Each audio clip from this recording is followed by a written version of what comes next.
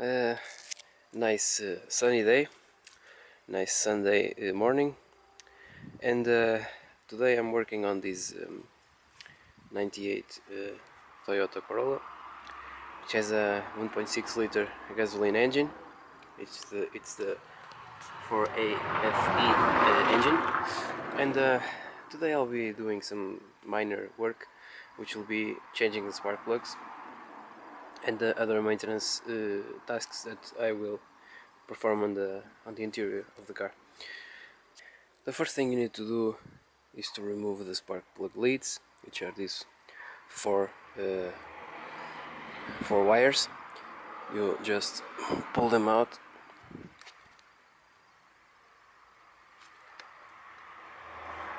like so.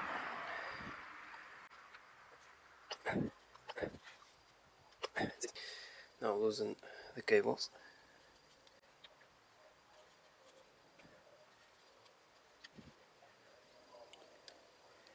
And an important inspection step here is to check for any signs of corrosion inside the spark plug end, the, the, the lead end. Like if you can see nice shiny material in there, it's good. If you see any signs of a yellow powder or any sort of corrosion, it may be a good time to replace your spark plug leads, because this means that if there is a nice shiny metal inside, um, the, the conductivity, the transmission of electricity between the leads and the spark plug will be perfect. With corrosion, not so, and you need a nice nice transmission of electricity to ensure that the spark is strong and is effective at burning the fuel. To remove the spark plugs, I recommend that you either use a specific spark plug wrench, which is something with a like a T on the top, usually in yellow or red.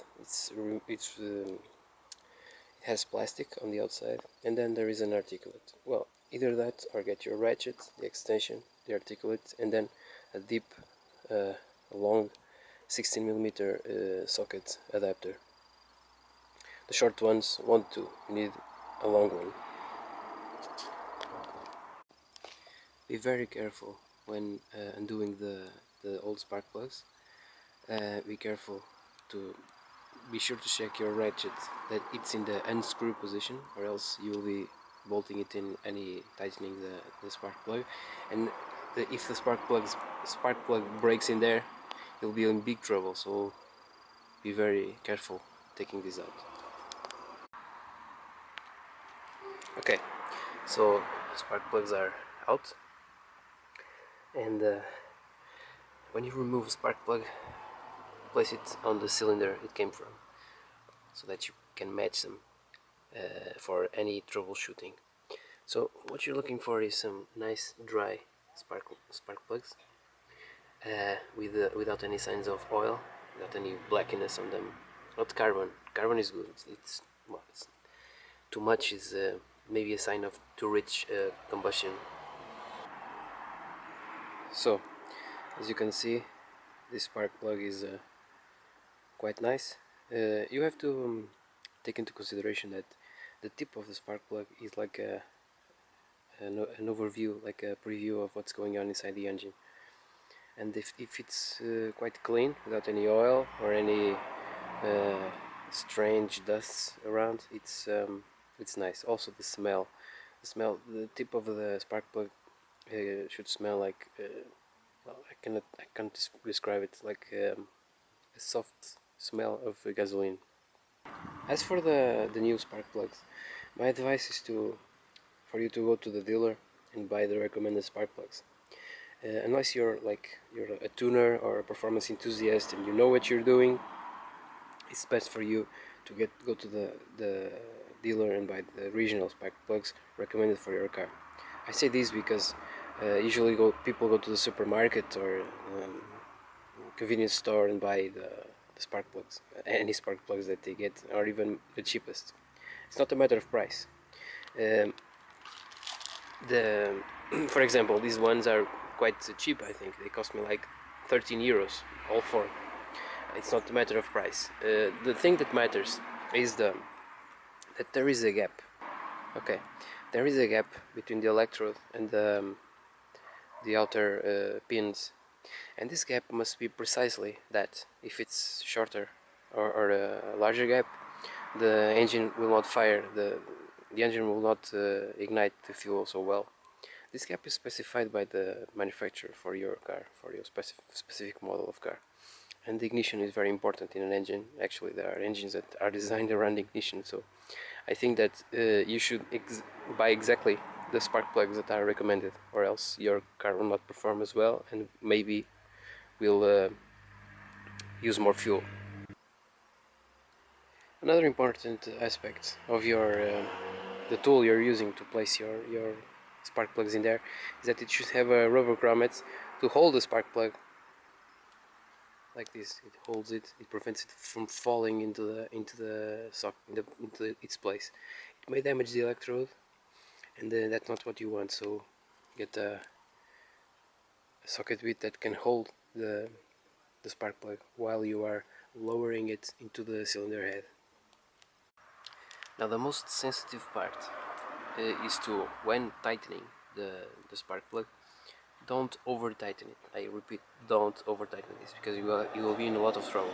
I'm just lowering this with a ratchet and going in through a few threads, not tightening anyway, because the final tightening will have to be done with torque wrench, which is a special wrench that only tightens to a specific force. For this car it's 18 Newton meter, so you have to get a wrench that goes for small tightening forces. Like, tighten this with either a torque wrench or that specific adapter with a T that prevents you from over tightening, because it's quite short and your hand will not have the force to over tighten the spark plug unless you're very stubborn. So let's continue. Also, in some cylinder heads which are made of aluminium, it's very easy to strip the threads of the spark plug in the cylinder head. So do not force this in any way. If you know that right at the beginning it's getting very hard to tighten anymore, don't insist. Try to remove the spark plug and place it again in. Be sure to check out your repair manual for the car you're working on and figure out the torque spec for the spark plugs.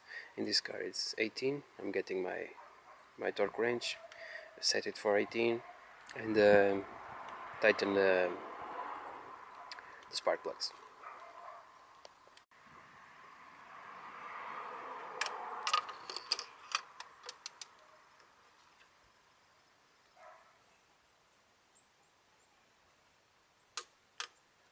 When you listen to it click, it's done.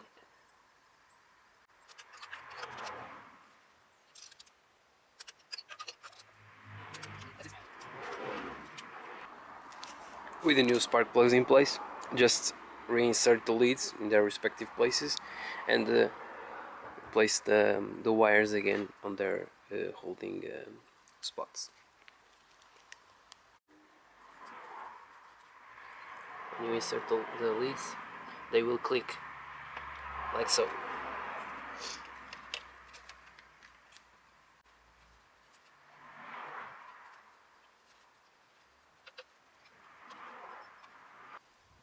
Okay, all done. Let's start up the engine.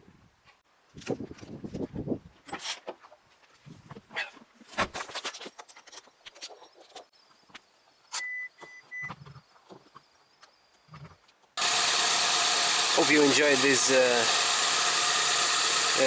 rather extended guide on replacing your spark plugs, and have fun working on your car. And if you like the video, please don't forget to like and subscribe. Thank you.